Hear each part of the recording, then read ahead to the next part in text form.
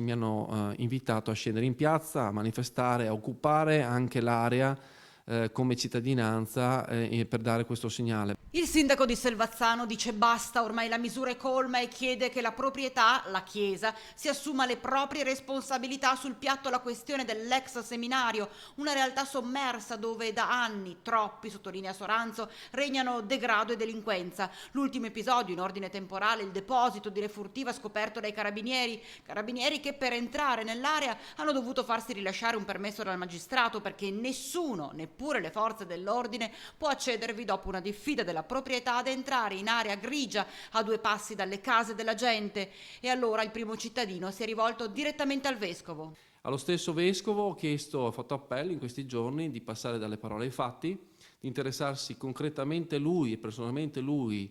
Al proposito verrà emessa un'ordinanza precisa in cui si chiede alla proprietà la muratura di tutti gli accessi alla struttura. In caso di inadempienza della proprietà nell'intervento lo farà il comune con i poteri assegnateli e immediatamente, senza aspettare un giorno, chiederemo rimborso immediato alla stessa proprietà.